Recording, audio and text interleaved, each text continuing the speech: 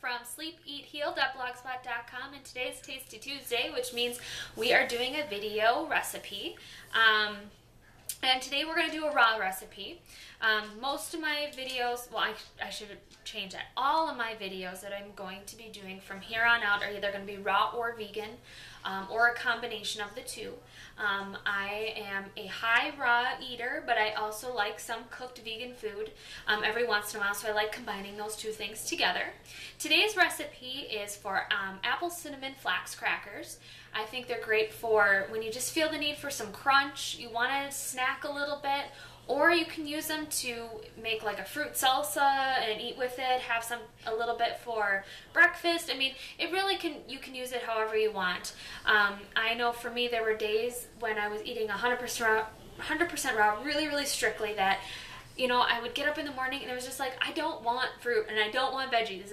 And I think it's a psychological thing we go through, especially within those first couple of weeks. When you're starting to detox and things. So this is 100% raw, a way to get some fruits. You're also going to get omegas from the flax seeds, and it's just something a little bit different.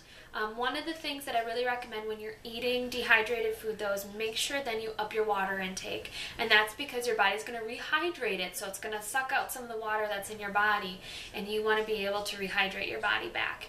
And it's still a snack food, so you don't want to eat the whole tray of these, but definitely having a couple can satiate you and feeling like you're getting to snack on something that's similar to, you know, crackers or chips, but a little more healthy for you as well. So what do we need? What kind of ingredients? We want a half a cup of flax seeds, a half of a cup of ground flax meal, and what I did is I ground my own. I just took my flax seeds and put them in my magic bullet and ground them until they were into a powder. You can buy flax meal, but I recommend your own because I feel it still is retaining the actual oils in there. It hasn't been kind of dehydrated out just from being in the package. 3 sweet apples. I'm using 2 Autumn Glory apples and 1 Piñata apple, but any sweet apple will do. And I just cut them into large chunks because we're going to use the blender. 1 tablespoon of ground cinnamon, 1 teaspoon of grated ginger root, and 1 teaspoon of orange zest. Don't mind my dog. And the juice from that small orange that I used, I would say it's probably about 1/4 cup or so.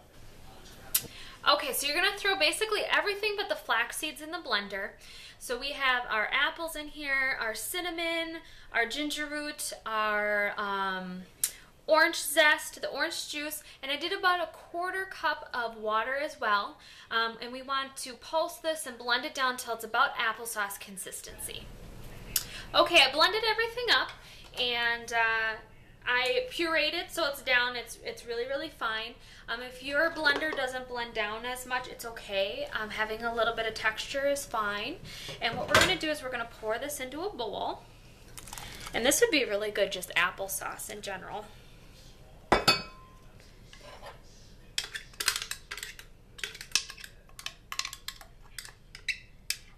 And try not to add too much water to this.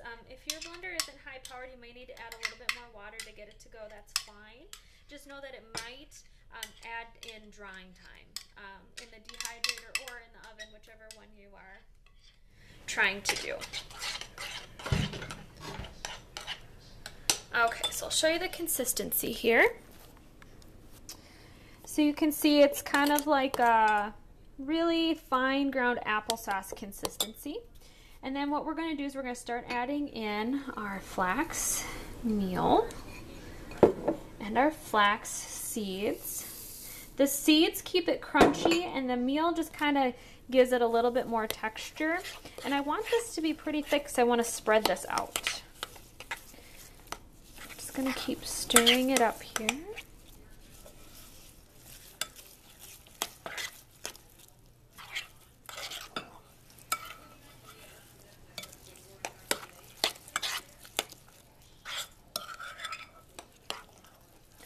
All right, this is perfect.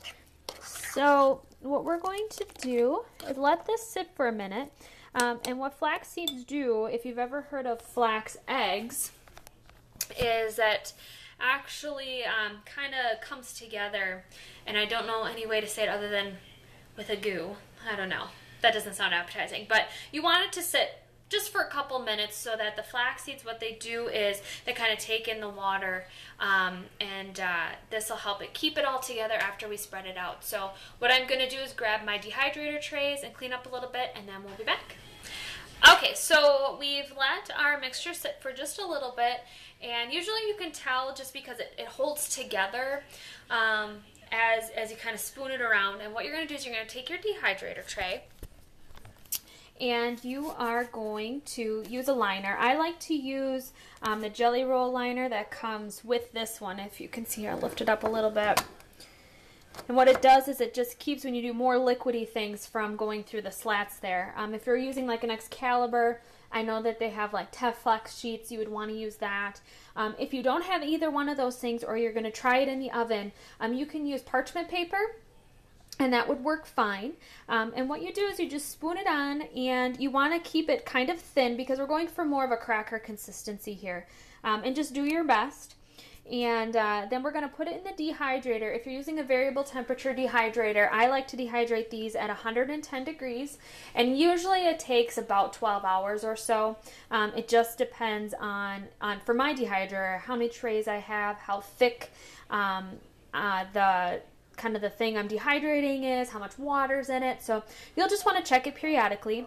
What I do like to do is about halfway through, so at about 6 hours or so, I like to flip this over and take off the Jelly Roll tray so it's just sitting on the slats, and that way it can really crisp up and we get the bottom side. Otherwise what can happen is the top will be nice and crispy and the bottom isn't quite dehydrated yet. So try and do that. If you're doing it in the oven, you might want to try flipping it. Again, I've never tried it, so if you do, please let me know how it goes and what you had to do to make it work. The other thing I like to do is to score these, and I score them so I can get already the crackers out of it. So I'll show you, for example, I just use the back of a spoon, or you can use a knife. You're just going to run it through like this, and then I tend to make just a couple of pieces like this, and then as it dehydrates, what happens is these will separate a little bit, and it makes it a little bit easier to break apart your crackers. You could leave it just like this and then just break them up, and however they break up, they do. I mean, you can really do whatever you want with it. That's the best part. So I hope you really enjoyed this recipe. I hope that you try it out and let me know how it goes. Feel free to comment on the blog, sleepeatheal.blogspot.com, or if you're watching this on YouTube, comment on the YouTube page. Please give it a thumbs up if you like it, because I'd just like to know what you think about it. And if you try a non-variable temperature dehydrator or an oven, please let me know how it went. How long did it take you? How did they turn out? Because I haven't tried either one of those ways, so I'm not really sure. So we'll see you again next Tuesday with another recipe. I'm not sure what it's going to be yet. If there's anything that you would like me to do, again, leave a comment and let me know, and I'll definitely take it into consideration. If there's anything that you just want to know about raw foods or vegan foods or eating this kind of lifestyle, again, just comment. I love to hear feedback, and I'd love to help you guys out. So I love you all. I hope you're all having a great, great Tuesday, and we'll see you again next week. Bye.